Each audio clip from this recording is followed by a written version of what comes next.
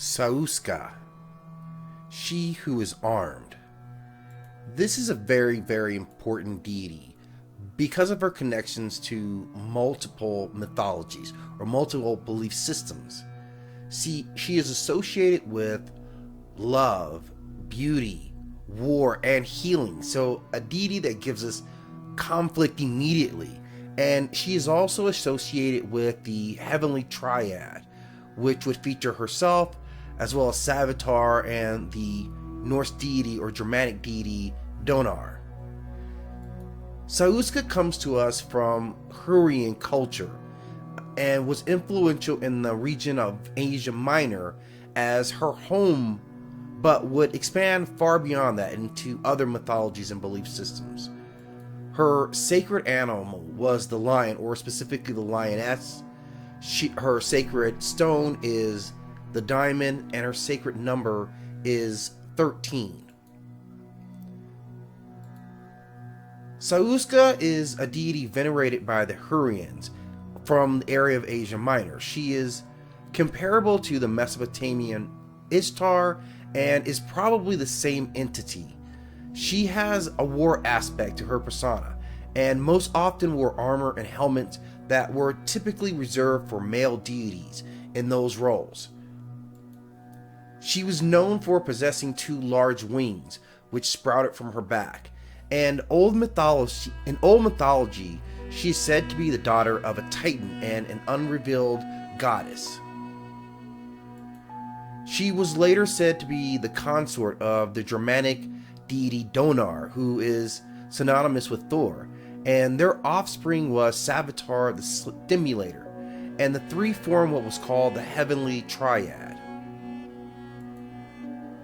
She was worshipped throughout the region, which we would now call Iraq, Syria, and Turkey, by the Hurrians as far back as 3300 BCE, and when the kingdom was resurrected, continued until about 1245 BCE. But she is called many names in many other cultures. It was said that she could shine her radiant light into the darkness of a human mind and allow for illumination and transcendence for that particular being.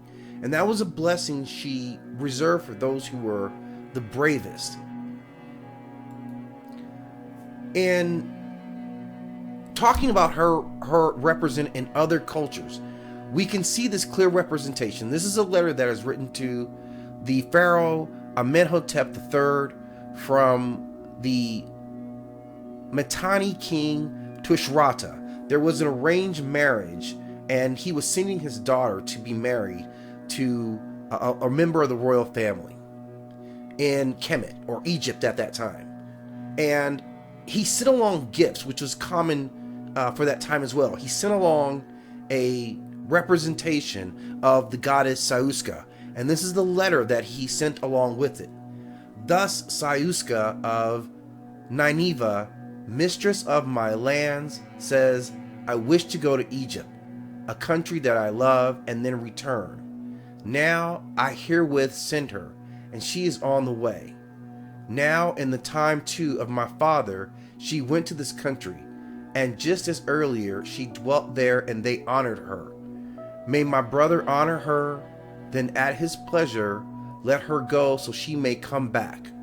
May Sauska, the mistress of heaven, protect us, my brother and me, 100,000 years, and may our mistress grant both of us great joy.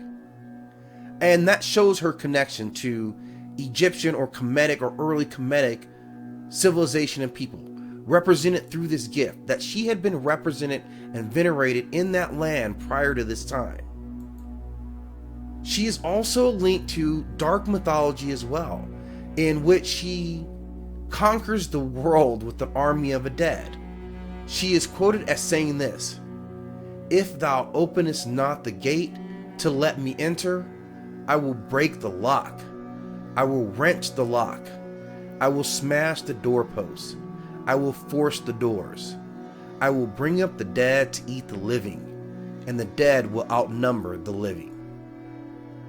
A very complex deity that obviously has links to a significant portion, an area of the Middle East, but also through Germanic beliefs and, as it seems, Kemetic or Egyptian beliefs as well.